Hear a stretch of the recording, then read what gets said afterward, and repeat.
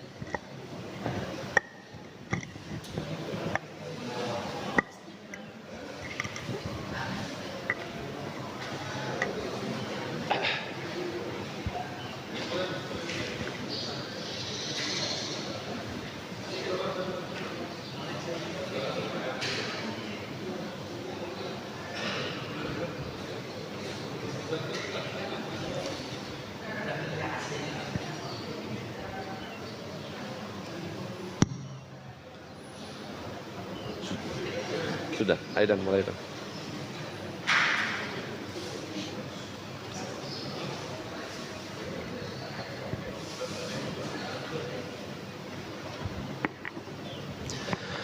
مولاي صل وسلم دائما أبدا على حبيبك خير الخلق كلهم مولاي صل وسلم دائما أبدا على حبيبك خير الخلق كلهم هو الحبيب الذي ترجى شفاعته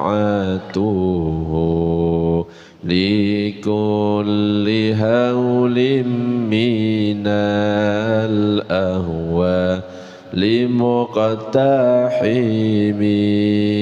مولاي صل وسلم دائما أبدا على حبيبك خير الخلق كلهم يا رب بالمصطفى بلغ مقاصدنا واغفر لنا ما مضى يا واسع الكرم. Assalamualaikum warahmatullahi wabarakatuh. Bismillah walhamdulillah wassalatu wassalamu ala rasulillah sayyidina Muhammad ibn Abdillah wa ala alihi wa sahbihi wa man walah la hawla wa la quwata illa billah ma ba'du.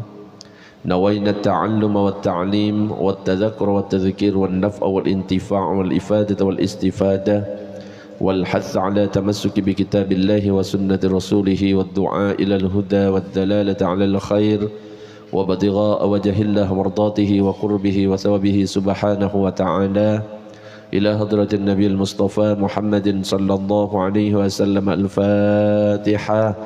أعوذ بالله من الشيطان الرجيم. بسم الله الرحمن الرحيم. الحمد لله رب العالمين الرحمن الرحيم مالك يوم الدين إياك نعبد وإياك نستعين اهدنا الصراط المستقيم صراط الذين أنعمت عليهم غير المغضوب عليهم ولا الضالين آمين.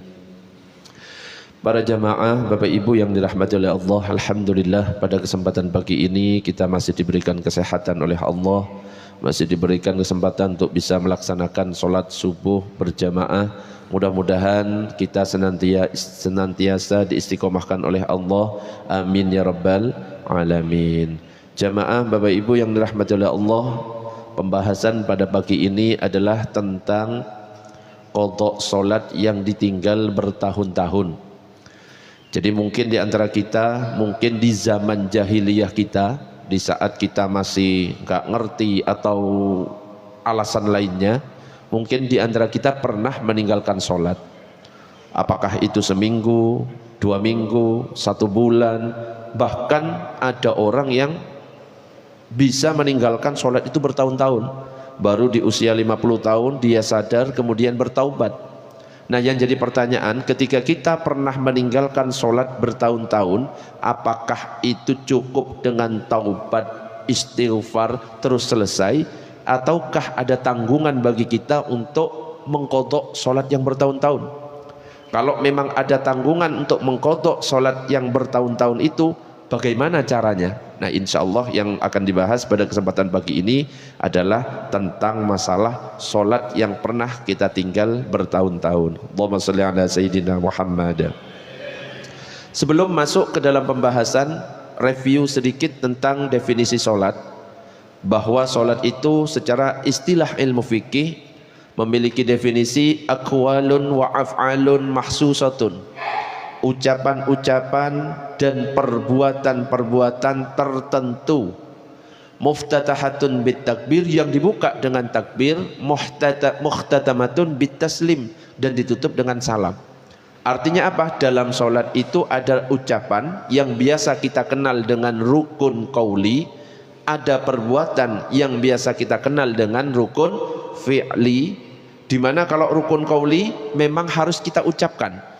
Kalau tidak diucapkan, hanya menggerakkan bibir tanpa ada suara dan tidak terdengar oleh telinga kita, sholat tidak sah, tidak terpenuhi rukunnya. Kalau rukun fi'li itu perbuatan. Kalau ruku ya harus dengan gerakan ruku, kalau sujud gerakan sujud, dan seterusnya. Ada lagi satu tambahan, rukun qalbi. Kalau rukun qalbi itu dalam hati, yaitu niat. Karena tempatnya adalah dalam hati, dan yang wajib itu yang di hati, sedangkan lafaz itu hanya kesunahan. Itu definisi tentang sholat. Dalam kitab Fathul Mu'in itu dikatakan, innama tajibul maktubatu ay shalawatul khamsu ala kulli muslimin mukallafin ay balighin aqilin zakarin aw ghairihi tahirin. Jadi kewajiban melaksanakan sholat wajib 5 waktu itu dibebankan kepada setiap muslim. Jadi yang pertama yang punya kewajiban untuk melaksanakan sholat 5 waktu, muslim. Artinya apa? Non muslim tidak ada kewajiban untuk sholat. Cuma kalau dia masih dalam kekafirannya ketika sampai dia meninggal, maka dia akan celaka nanti di akhirat. Yang kedua adalah mukallaf. Mukallaf nanti akan ada pembahasan. Sebenarnya ada 4 tanda-tanda mukallaf. Cuma yang disebutkan dalam kitab Fathul Mu'in ini cuma 2, yaitu balik dan berakal. Artinya apa? Orang yang sudah balik wajib sholat. Orang yang sudah berakal alias normal jiwanya wajib sholat. Makanya yang perlu kita ketahui tentang balik itu, apalagi kalau kita punya anak putri, tentang masalah haid minimal harus tahu. Misalkan ada wanita keluar darah usia 7 tahun. Coba bapak-bapak dan ibu-ibu, kita pancing dikit tentang masalah haid. Ada wanita usia 7 tahun keluar darah, apakah haid atau tidak? Alasannya kenapa? Halo? Saya ulangi lagi, harus kompak, ini kayaknya sudah ngantuk. Ada wanita usia 7 tahun keluar darah, apakah termasuk haid atau tidak? Tidak. Kenapa? Minimal wanita haid usianya 9 tahun. Kalau tidak sampai 9 tahun berarti bukan darah haid, itu adalah darah penyakit. Istilahnya darah istihadah. Jadi minimal berapa Pak? 9 tahun. Ibu-ibu harus diperhatikan, 9 tahun. Nah sekarang ada wanita usia 10 tahun keluar darah, pertanyaannya haid atau tidak? Haid atau tidak? Belum tentu. Karena minimal haid 24 jam. Kalau cuma keluarnya 3 jam tidak sampai haid. Tapi kalau 24 jam, 1 hari 1 malam, 2 hari 3 hari bisa jadi haid. Coba sekali lagi pertanyaannya, ada wanita usia 11 tahun keluar darah selama 4 hari, haid atau tidak? Belum tentu juga. Dilihat tempat keluarnya. Kalau keluarnya di hidung itu namanya mimisan, ya. Jadi harus disesuaikan, Pak G. Allahumma shalli ala sayyidina Muhammad. Makanya kalau kita melihat orang kok dia tidak sholat, jangan keburu suudzon. Kita lihat, oh jangan-jangan dia belum balik. Kalau belum balik berarti tidak ada kewajiban sholat. Loh Ustadz, dia punya anak 3. Oh jangan-jangan gila. Nah ya, karena apa? Orang gila tidak ada kewajiban sholat. Bahkan kalau ditanya orang gila, Pak, Bu, kira-kira nanti di akhirat masuk surga atau neraka? Surga. Kenapa? Orang gila tidak dapat beban kewajiban sholat dan kewajiban-kewajiban yang lain. Bahkan seandainya melakukan maksiat, aman tidak ditulis. Kenapa? Akalnya tidak sempurna. Makanya jangan pernah menghina orang gila. Mungkin di hadapan kita rendah, tapi itu di sisi Allah tanpa dosa dan tempatnya nanti di surga. Gak ada, Ustadz, orang gila itu tempatnya antara surga dan neraka. Gak ada. Tempatnya cuma 2, surga dan neraka.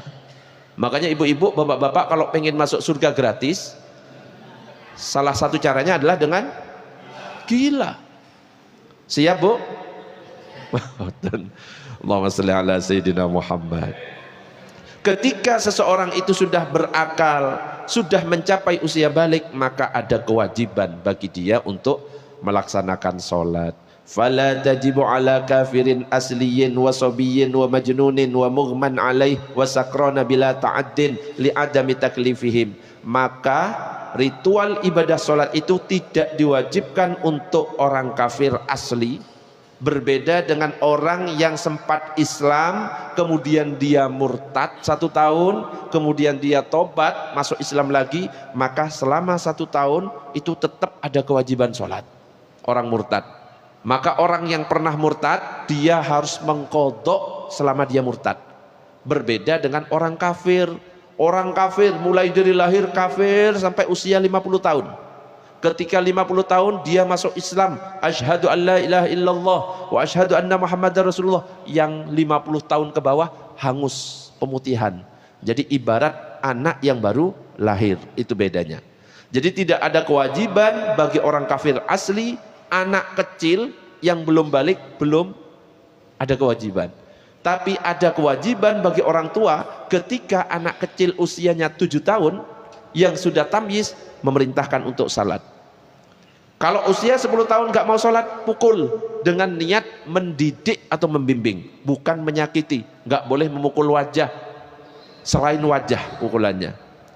Juga tidak ada kewajiban bagi orang gila, epilepsi, orang yang mabuk tidak sengaja, karena tidak ada tanggungan bagi mereka. Wala ala haidin wa nufasa li'adami sihatiha minhuma, juga tidak wajib seorang wanita yang haid dan nifas untuk sholat. Jadi nggak wajib dan nggak perlu qadha. Untuk wanita haid, wanita nifas nggak perlu qadha sholat. Berbeda dengan puasa. Kalau puasa wajib di qadha. Loh Ustadz, kenapa? Sholat kan yang lebih penting dari puasa. Bahkan sholat harus datang ke Sidratul Muntaha, menghadap langsung kepada Allah, menerima perintah sholat. Loh kenapa kalau sholat wanita haid tidak perlu mengqadha, sedangkan puasa kok wajib mengqadha? Allah itu ngerti, Allah itu tidak mau menyulitkan kita. Kalau seandainya 7 hari saja ibu-ibu disuruh mengqadha, coba bayangkan 1 harinya 5, 7 kali 5 berapa? 35. Bayangkan mengganti sholat 35, ada yang mampu? Gak ada. Wong sholat tarawih aja nyari imam yang cepat, ya. Berbeda dengan puasa.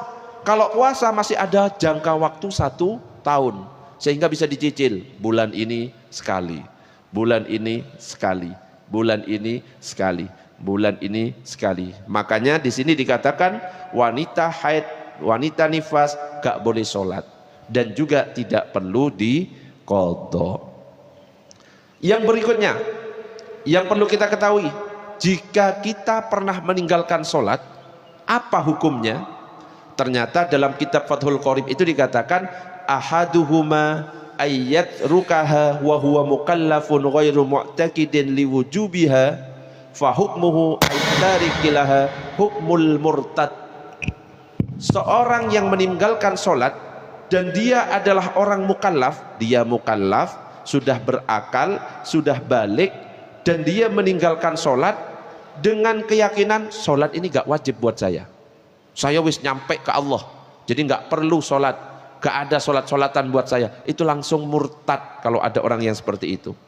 Hati-hati kalau misalkan membuat main-main masalah sholat, wis gak wajib buat sholat, sholat itu nomor 2. Ya benar memang, sholat nomor berapa? Nomor 2, nomor satunya syahadat. Kalau niatnya meremehkan, dosa itu. Sholat nomor 2, ayo sholat nomor 2, hati-hati. Allah ngerti niat kita, niatnya apa seperti itu. Jadi kalau sampai ada keyakinan dalam hati bahwa sholat itu tidak wajib bagi kita, murtad kita itu. Berbeda dengan yang kedua, wasani ayyatrukaha kaslan hatta yakhruja waqtuha hala kaunihi mu'taqidan liwujubiha fayustatabuh.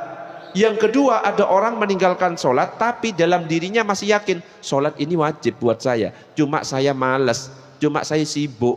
Maka kalau yang seperti ini dia statusnya masih muslim tapi dia termasuk orang fasik, pelaku dosa besar.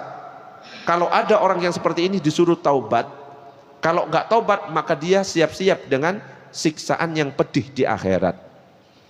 Bahkan Imam Syafi'i pernah diskusi dengan Imam Ahmad bin Hanbal. Imam Syafi'i itu pernah berdiskusi dengan muridnya yang bernama Imam Ahmad bin Hanbal.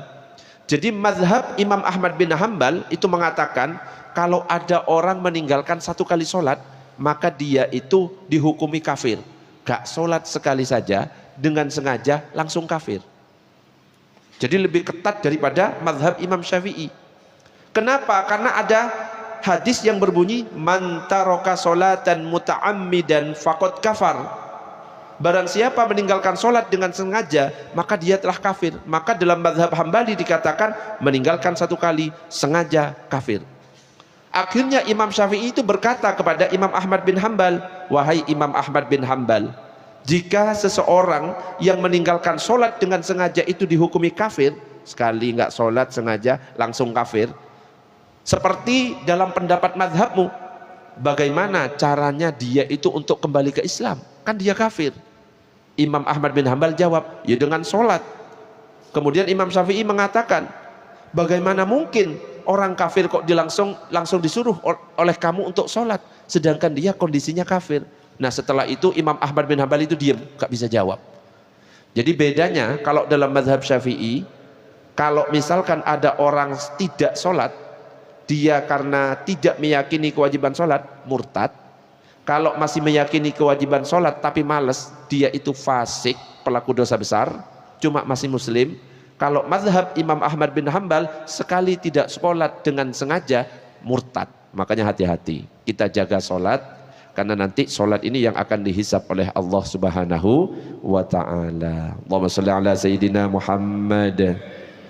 Wes, itu muqaddimah. Biar gak ngantuk sampai di sini. Di muqaddimah yang saya sampaikan, ada yang mau ditanyakan? Monggo kalau ada yang mau ditanyakan, silahkan. Belum masuk pembahasan. Monggo, ibu-ibu, bapak-bapak, ada pertanyaan? Belum? Ibu-ibu ada? Monggo silahkan. Kalau ada mic boleh digeser.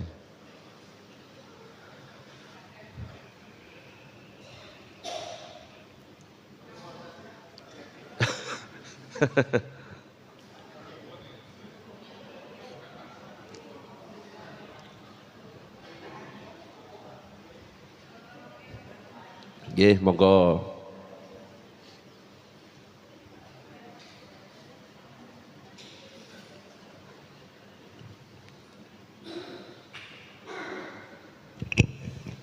Assalamualaikum warahmatullahi wabarakatuh. Waalaikumsalam warahmatullahi wabarakatuh. Izin bertanya Ustadz, tadi panjenengan bilang katanya orang gila itu masuk surga nggih. Kalau gilanya misalnya ini sekitar dari lahir sampai umur 40 itu ndak gila. Terus 40 gila itu apakah yang dulu dihisap atau bagaimana atau langsung masuk surga? Ya. Kayaknya ibu ini penasaran ya. Inggih, penasaran Ustaz. Penasaran, jangan-jangan bercita-cita. Ya, paham. Jadi gila yang membuat dia nanti selamat di akhirat, lahir dalam keadaan gila dan dia mati dalam keadaan gila. Full 100% gila. Kalau misalkan di awal lahirnya dia itu masih sehat, 40 tahun sehat, kemudian nyalek, gagal, gila, nah ya, selama 40 tahun itu akan dihisap oleh Allah. Kenapa? 40 tahun sadar, 40 tahun dia normal, akal masih berfungsi. Sedangkan 40 tahun kemudian ke atas, karena dia sudah gila, itu yang tidak dihisap. Jadi yang langsung masuk surga itu lahirnya gila, terus matinya gila. Jadi kalau sempat dia sadar, maka yang sadar itulah yang akan dihisap. Makanya pernah saya sampaikan, kalau ada orang yang sakit, meskipun dia sekarat, tapi akal masih berfungsi, bukan berarti gugur kewajiban sholatnya. Tetap wajib sholat dengan cara semampu dia. Sholli qa'iman, sholatlah dengan berdiri. Fa illam tastati fa qa'idan, kalau enggak mampu berdiri dengan duduk. Fa illam tastati fa ala jambin, kalau enggak mampu duduk maka dengan cara berbaring. Kalau enggak mampu berbaring dengan telentang, kepala di timur, kaki di barat tapi agak diangkat. Kalau tidak mampu dengan isyarat.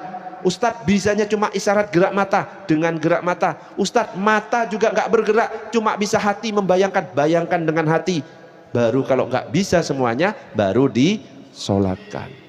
Makanya kalau ada yang sempat gak sholat keluarga kita, lo diingat-ingat berapa hari dia tidak sholat.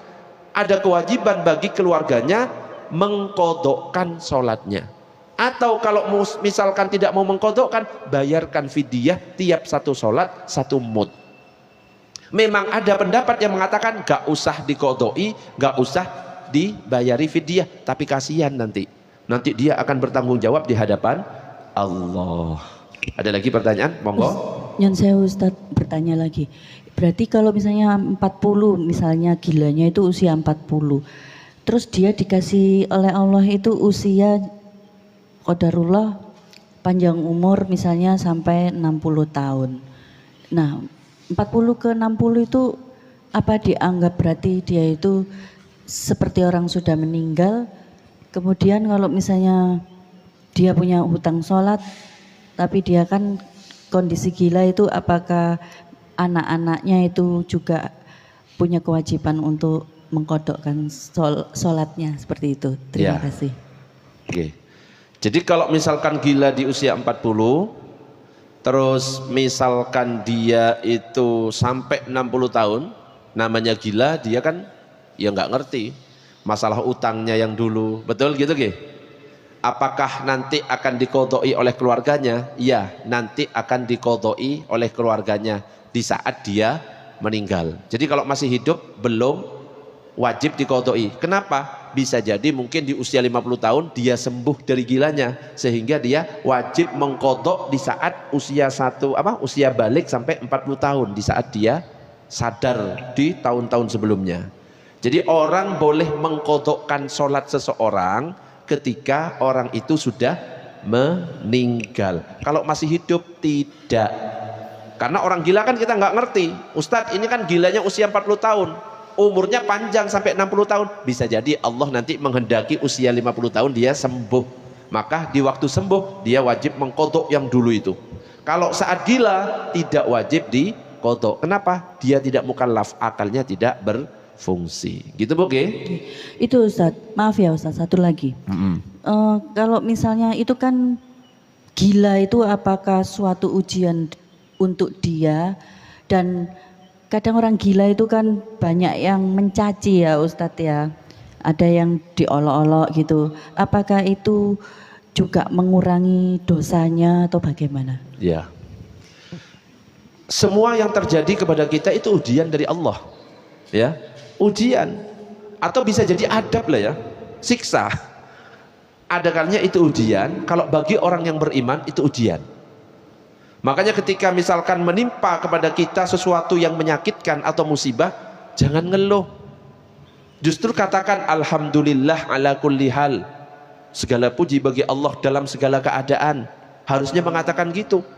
Jangan malah mengatakan, ya Allah apa dosaku ya Allah. Oh wakeh banyak. Kalau misalkan nanya seperti itu ujian. Artinya apa? Allah itu ngerti bahwa kita itu mampu menghadapi itu. Dan Allah itu pengen kita itu derajatnya diangkat oleh Allah.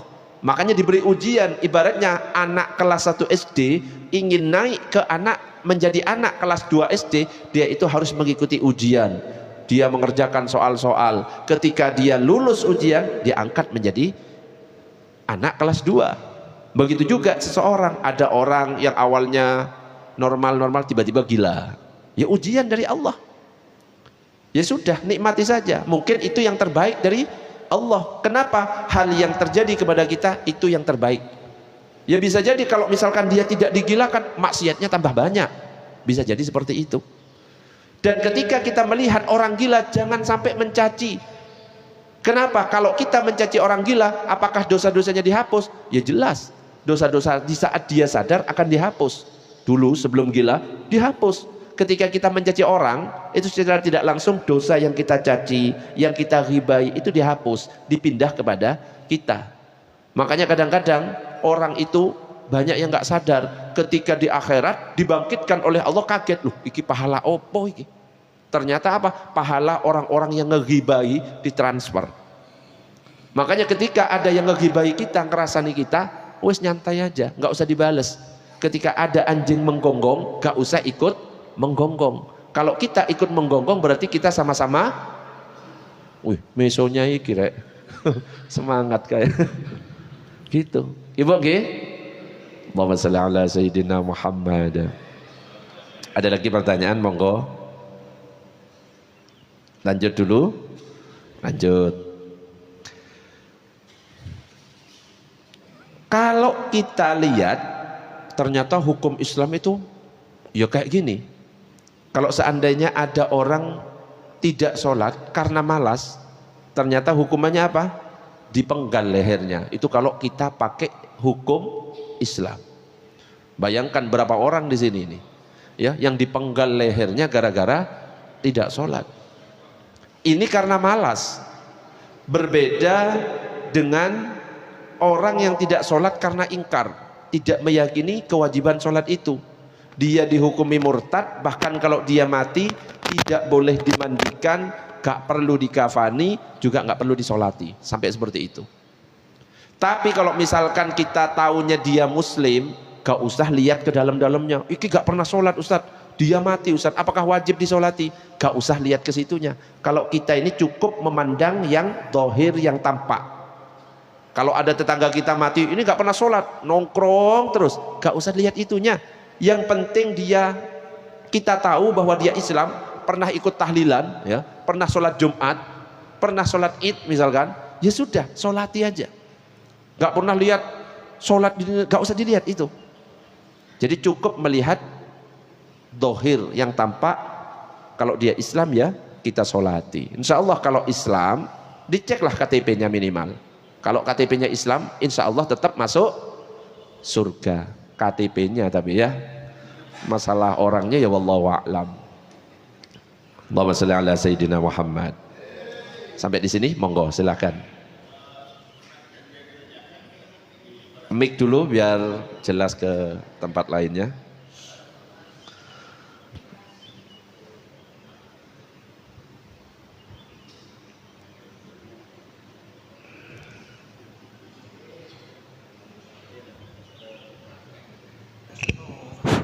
Iya, ini kejadian real yang saya alami di kampung saya waktu saya ada di Surabaya. Ada satu keluarga itu Kristen, kemudian ibunya dari keluarga itu muslim. Ya. Tetap dia yang saya tahu pada saat itu saya masih kecil, masih SD. Itu kita tahu semua bahwa ibunya itu sholat ke masjid. Kemudian karena usia sekitar 70-75 dia tidak bisa sholat, tidak bisa ke masjid. Setelah itu meninggal. Sempat terjadi chaos, mungkin mau itu sudah mau itu. Karena dari pihak keluarga menganggap dia sudah Kristen, tapi kita menganggap dia pernah sholat. Karena kemudian sampai ada dari Koramil juga datang karena rame itu. Kita mau paksa ambil, tapi karena pokoknya toleransi akhirnya hanya kita sholat gaib saja. Tapi kan tidak dikafani dan tidak dimandikan. Itu gimana untuk kita yang tahu begitu. Ya. Misalkan ada orang tua Islam, anak-anaknya non Muslim, kemudian orang tuanya meninggal. Tentunya kan dalam berwarga, bermasyarakat, kan di situ ada ketua RT. RT kan punya data ini Islam atau tidak. Maka yang didatangkan pertama, ya jangan sembarangan pas tiba-tiba datang, boleh datang tapi bersama dengan ketua RT untuk menanyakan baik-baik. Gimana ibunya kan pernah kami lihat sholat, berarti kan beliaunya Muslim. Akan kami ya kita perlakukan sebagaimana Muslim. Dibolehkan atau tidak? Kalau seandainya tidak dibolehkan, loh ini sudah non Muslim, ya kan kita nggak tahu juga. Nah kalau kita yakinnya dia Muslim, boleh dengan sholat gaib. Masalah nanti perlakuannya, apakah dia nanti tidak dikafani dan lain sebagainya. Banyak orang meninggal tidak dikafani. Orang yang kecelakaan tenggelam ya meninggal gak dikafani. Insya Allah ya tetap ya kalau dia Muslim, karena mungkin dari keluarganya yang nggak mau, kan nggak bisa dipaksa. Apalagi persaksian dari keluarganya, dia ini sudah non Muslim, kita kan nggak bisa ngelak lagi. Ya, mau Pak RT dan lain sebagainya, kalau sudah keluarga mengatakan seperti itu, padahal sebenarnya dia Muslim, ya sudah, kita tinggal mendoakan saja, kita sholat gaib sesuai dengan pengetahuan kita, karena dia ya Muslim. Masalah nanti ke belakangnya, insya Allah kalau memang dia Muslim, tetap akan selamat meskipun tidak dikafani dan lain sebagainya. Gitu, insya Allah seperti itu. Wallahu a'lam bishawab. Ada lagi pertanyaan? Belum? Kita lanjut. Allahumma shalli ala sayyidina Muhammad. Sekarang kita masuk ke qadha salat yang ditinggal. Jadi dalam hadis yang diriwayatkan oleh Imam Bukhari dan Imam Muslim itu dikatakan man nama an salatin aw nasiyaha falyusalliha idza dzakaraha la kafarata laha illa dzalik. Barang siapa yang meninggalkan salat karena tertidur atau lupa, maka hendaknya dia melakukan sholat setelah ingat dan tidak ada kafarat atau pengganti selain itu. Jadi sholat fardu yang tidak dilaksanakan pada waktunya, baik karena ketiduran atau lupa, harus diganti pada waktu yang lain segera setelah dia ingat. Jadi uzur sholat itu ada dua, tidur dan lupa. Ada orang misalkan ketiduran jam 9 pagi, bangunnya jam 4 sore, mungkin karena kecapean, dia full tidak bangun sama sekali selama waktu zuhur. Maka karena dia uzur, yaitu tidur, zuhur yang ditinggalkan itu tidak berdosa.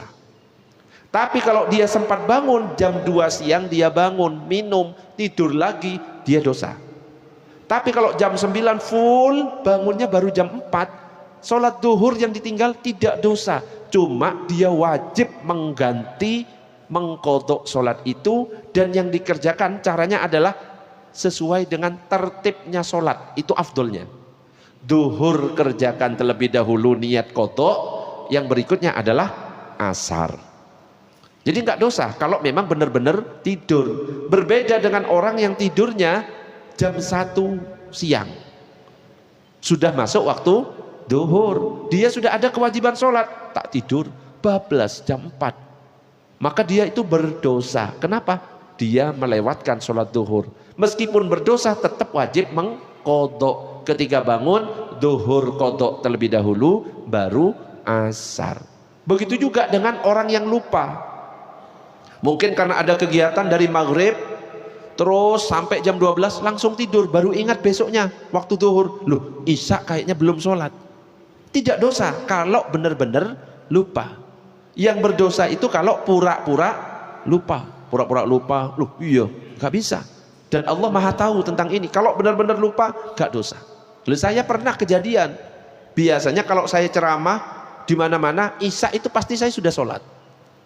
Lah ini suatu kejadian, minta jam 7:30 tet ceramah. Saya perjalanan maghrib, nyampe di masjid itu kebetulan Surabaya, langsung naik ceramah. Selesai jam 9-an, habis itu pulang, nyampe di rumah jam 11-an, langsung tidur. Waktu sholat asar kayak nggak sholat isya, itu ustadz itu loh ya, nggak sholat isya, tapi karena lupa beneran, bukan disengaja, lu ya nggak sholat.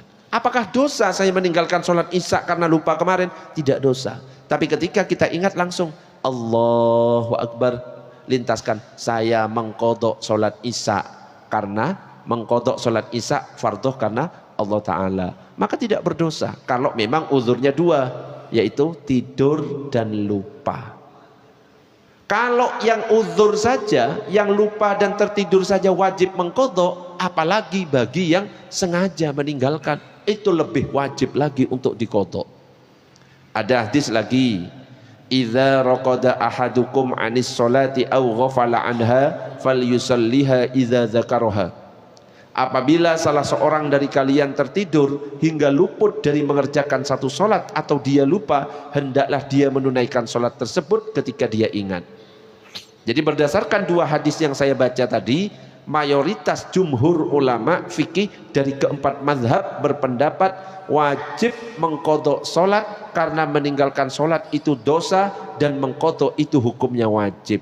Dan sangat dianjurkan istighfar yang banyak, bertaubat dan memperbanyak sholat-sholat sunnah juga. Itu tentang hadis bahwa kita wajib mengkodok sholat. Pertanyaannya, apakah Nabi pernah mengkodok sholat?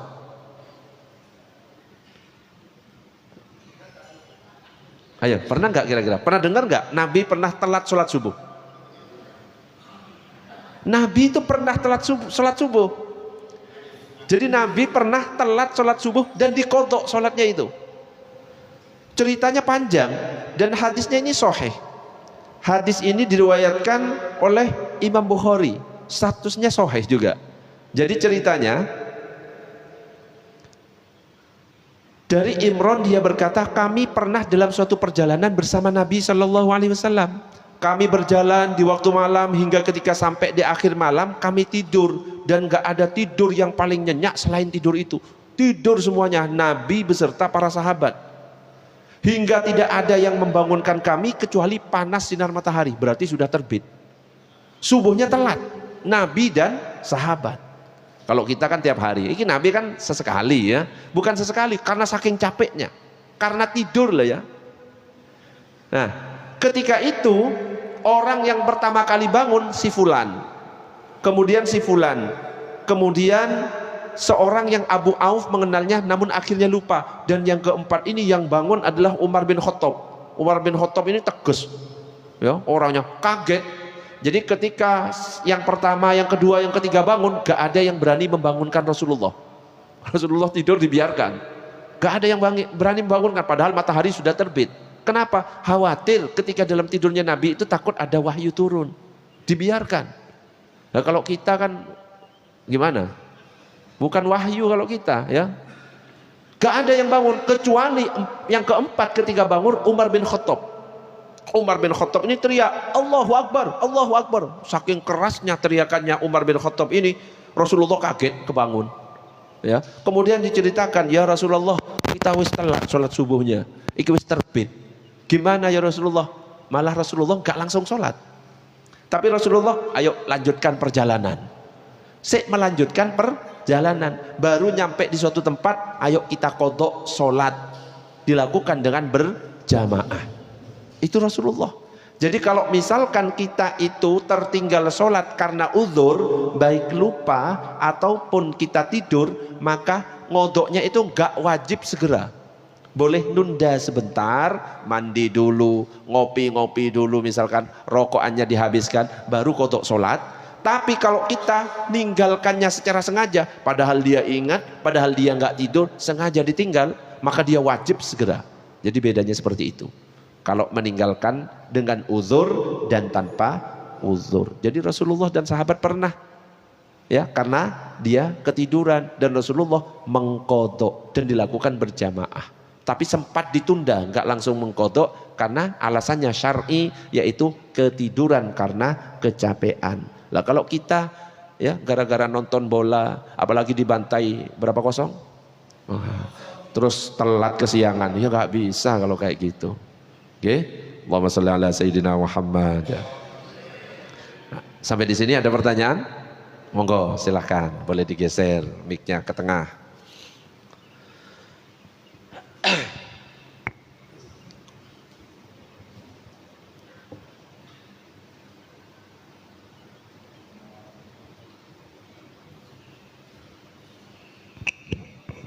Assalamualaikum warahmatullahi wabarakatuh. Waalaikumsalam warahmatullahi wabarakatuh. Saya bertanya tentang seputar sholat yang posisi ketiduran dan sholat yang ditinggalkan. Misalnya kita itu melihat, katakanlah dalam rumah tangga anak-anak kita ya, kita tidak tahu anak ini tadi belum sholat subuh, katakan ya, sampai siang belum bangun. Sedangkan tidur itu kan karunia nikmat dari Allah Pak ya, Ustaz ya. Dan juga kalau bangun itu yang membangunkan juga Allah Ta'ala. Yang menjadi pertanyaan saya, kita yang sudah bangun, apakah kita itu berkewajiban untuk membangunkan anak yang sedang tidur itu, ya, ataukah tidak? Dan saya bertanya yang kedua, dulu itu saya itu samar-samar mendengar gini, Ustaz. Apabila ada orang sholat atau melakukan sholat 2 rakaat, entah itu sholat mutlak atau tobat lah sholat apa, yang dikerjakan setelah sholat Jumat, terakhir sholat Jumat pada sholat setelah dikerjakan setelah sholat Jumat terakhir di bulan Ramadan, dan katanya kan itu bisa menghapus dosa-dosa yang ditinggalkan. Puluhan tahun kotor. Iya.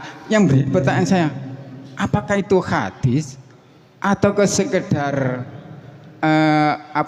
perkataan ulama? Perkataan ulama atau sekedar ijtihad seseorang? Terima kasih, Dat. Assalamualaikum warahmatullahi wabarakatuh. Waalaikumsalam warahmatullahi wabarakatuh. Yang pertama adalah ketika kita melihat anak tidur di saat subuh dan kita nggak tahu apakah dia sudah sholat subuh atau tidak, apakah wajib bagi kita membangunkan? Wajib, kita sebagai orang tua.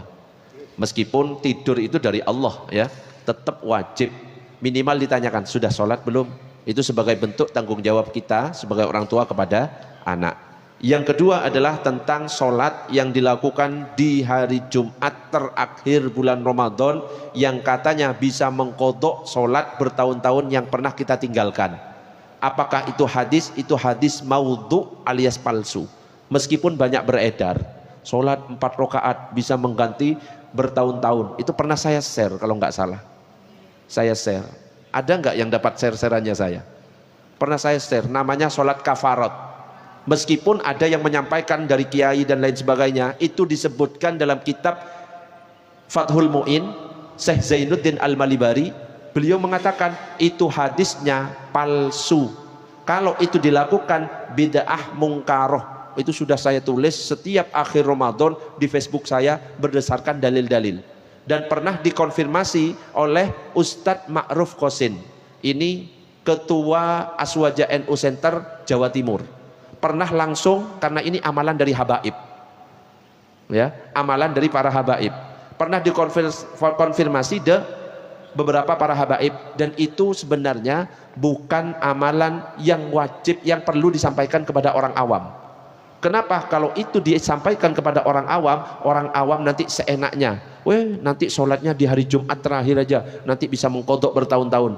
Tidak. Itu sebenarnya amaliyah khusus orang-orang tarim di Hadramaut, ya. Dan itu bukan untuk mengkodok sholat-sholat yang bertahun-tahun, tapi untuk sholat sunnah mutlak kebiasaan mereka. Dan itu tidak untuk disampaikan. Yang jadi masalah itu disampaikan oleh orang-orang yang nggak bertanggung jawab, sehingga di media sosial itu mesti kalau sudah Jumat terakhir banyak share-sharean seperti itu.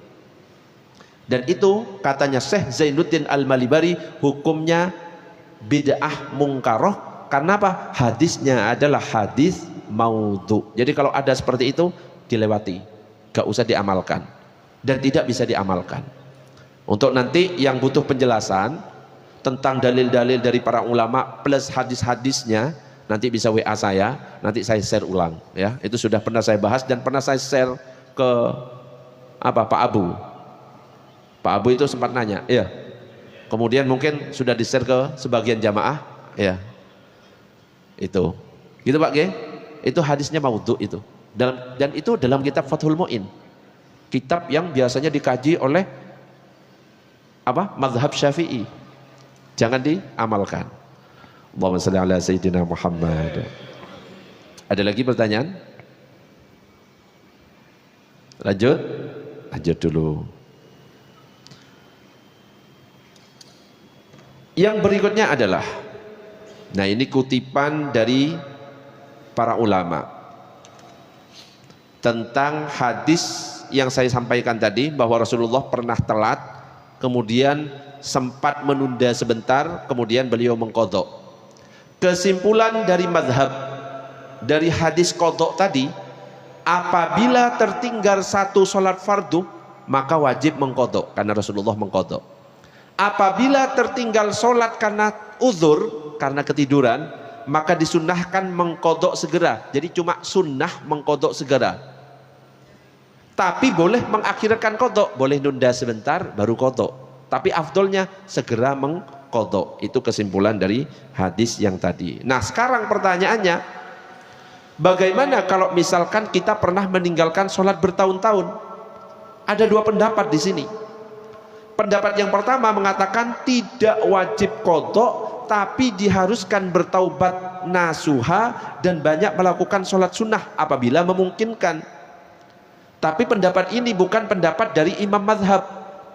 Ini adalah pendapat dari Ibnu Hazm dan Ibnu Taimiyah dan Ibnul Qayyim yang biasanya dipraktekkan oleh teman-teman salafi.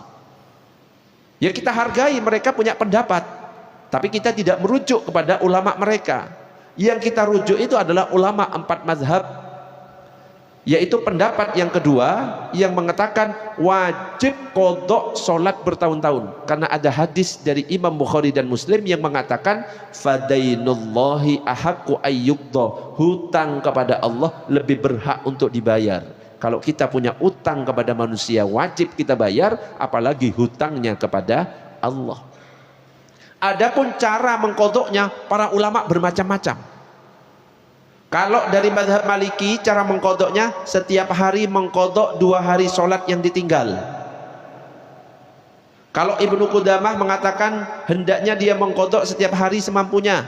Misalkan boleh habis subuh qadha subuh, habis duhur sholat qadha duhur. Loh Ustaz, kalau habis subuh boleh nggak qadha? Kan setelah sholat subuh boleh. Qadha sholat tidak terpengaruh dengan waktu-waktu yang dilarang. Jadi kalau mengqadha meskipun di waktu yang dilarang boleh. Yang tidak boleh di waktu yang dilarang untuk sholat itu adalah sholat sunnah mutlak. Setelah asar, sholat sunnah mutlak seperti hajat, tasbih, istikharah, itu nggak boleh. Tapi kalau ada sholat yang sebabnya ada, ketika kita masuk masjid itu sebab, maka boleh meskipun di waktu yang diharamkan. Banyak orang yang nggak paham masalah ini, dikira semua sholat nggak boleh dilakukan setelah subuh dan setelah asar. Jadi boleh kalau mengqadha, boleh kalau ada sebab. Karena saya berwudu boleh sholat, karena saya masuk masjid boleh sholat. Itu namanya sholat dengan sebab. Kalau tanpa sebab seperti sholat sunnah mutlak, sholat hajat, sholat tasbih, sholat taubat, nah itu tidak boleh di waktu-waktu yang dilarang, harus selain waktu-waktu yang dilarang. Bahkan dalam mazhab Syafi'i ada yang lebih kencang lagi. Kalau ada orang punya utang sholat bertahun-tahun, dia tidak boleh melaksanakan sholat sunnah sebelum qodoknya lunas. Dan ini disebutkan dalam kitab Fathul Mu'in. Ini kitabnya. Gak boleh mengkodok, gak boleh melakukan sholat sunnah sebelum kodoknya selesai. Ini tapi agak menyulitkan ini. Padahal kadang-kadang kita itu ya pengen sholat tahajud, betul ya? Pengen sholat duha, pengen sholat qobliyah ba'diyah. Kalau dalam kitab Fathul Mu'in gak boleh, kodoknya yang harus diutamakan. Jangan mendahulukan yang sunnah daripada yang wajib, tapi yang wajibnya harus didahulukan. Cuma ada ulama yang lain yang berpendapat boleh-boleh saja dia sholat sunnah, duha, qobliyah, ba'diyah. Yang penting ada keinginan untuk mengkodok dengan cara mencicil. Nah kita itu pakai pendapat yang gampang, gak usah yang susah kayak tadi, repot nanti. Dan ini seperti yang dikutip dalam kitab Bughyatul Mustarsidin yang disampaikan oleh Al-Habib Abdullah Al-Haddad. Pokoknya kita kodok ada niat untuk mengganti sesuai dengan kemampuan. Boleh dengan cara yang saya sampaikan tadi. Sehari sholatnya double. Habis sholat duhur kodok, habis sholat asar kodok. Berlangsung sampai utang kita lunas. Misalkan utang kita setahun, sholatnya 2 kali selama setahun. Ustadz, yang jadi masalah saya nggak tahu berapa tahun sholat yang pernah kita tinggalkan. Dikira-kira kayaknya saya nggak sholat ini mulai dari kuliah. Semester 1 nggak sholat, baru semester 2 karena mau tugas akhir saya sholat biar dapat petunjuk dari Allah. Oh ini sekitar 7 semester. Dihitung itu berapa. Kemudian diyakini, yowes kira-kira segini. Sholat 2 kali selama 7 semester. Maka selesai sholat kita, terbayar sholat kita. Ustadz, di tengah perjalanan mengkodok mati orang ini, Ustadz, gimana? Insya Allah kalau ada niat mengkodok, innamal a'malu bin niat wa innamal likulli imri'in ma nawa. Sesuai dengan yang diniatkan itu, dia sudah ada niat kodok, insya Allah sudah mendapatkan ampunan dari Allah. Yang repot itu dia tidak punya niat mengkodok, punya utang. Itu nanti tanggungannya di hadapan Allah sangat berat. Allahumma shalli ala sayyidina Muhammad. Oke, ini penjelasan terakhir. Ada pertanyaan sampai di sini sebelum diakhiri? Monggo, monggo Mbah, silakan Mbah. Mic-nya boleh geser di pojok.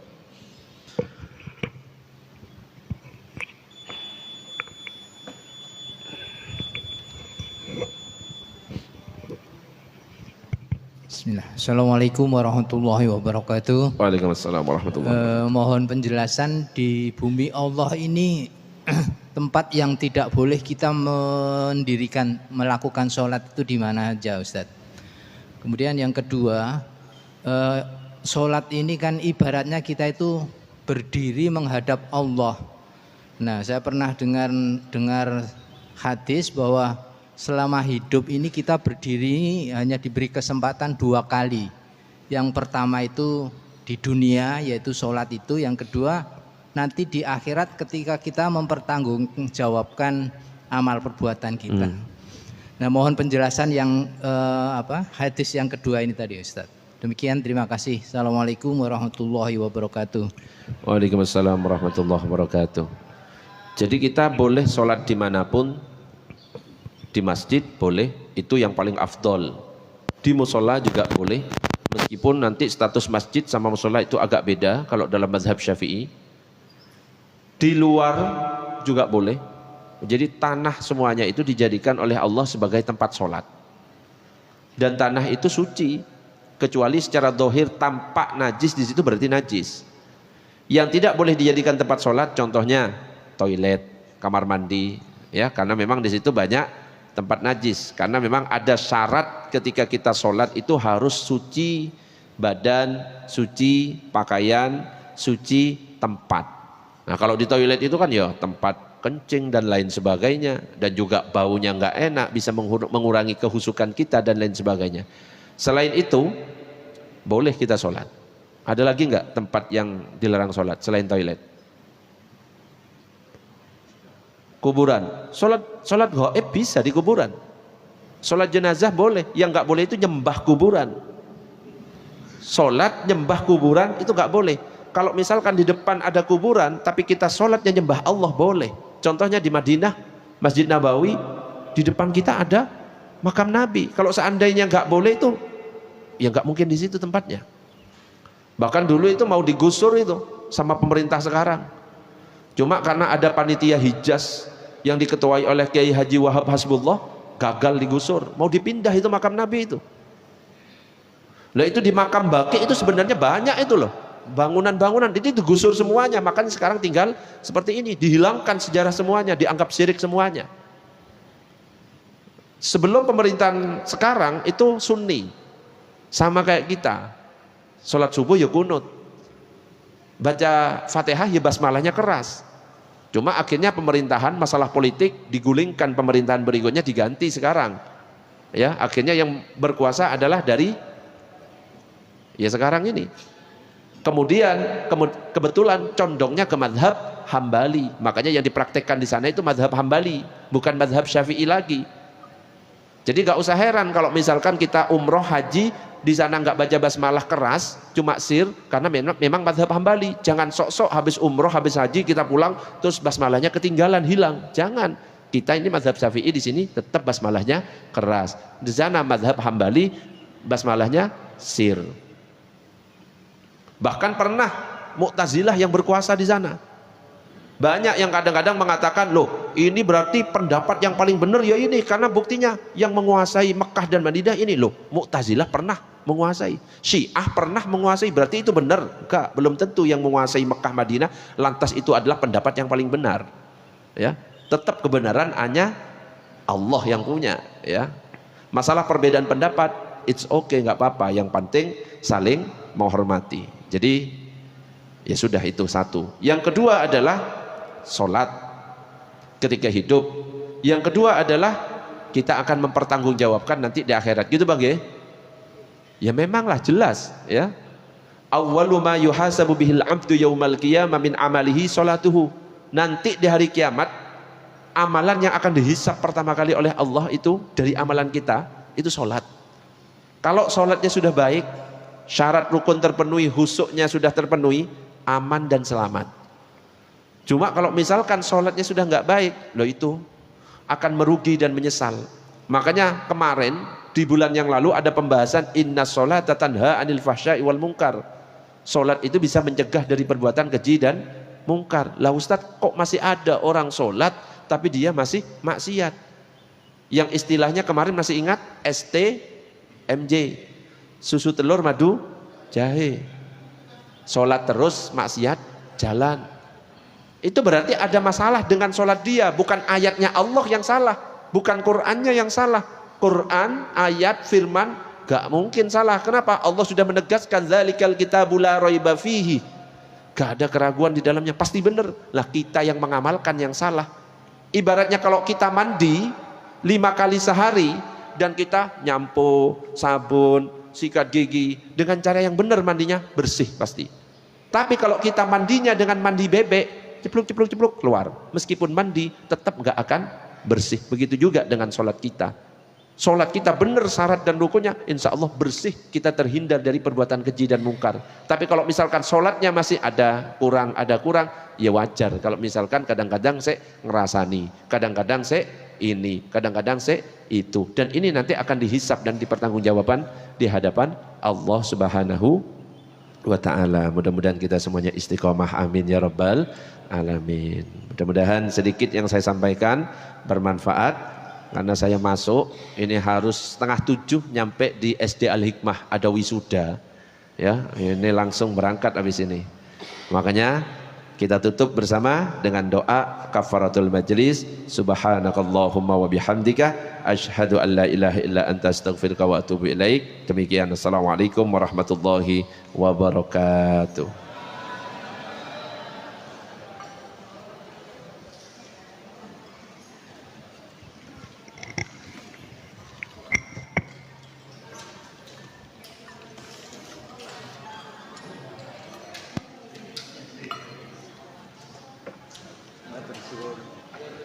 full ya,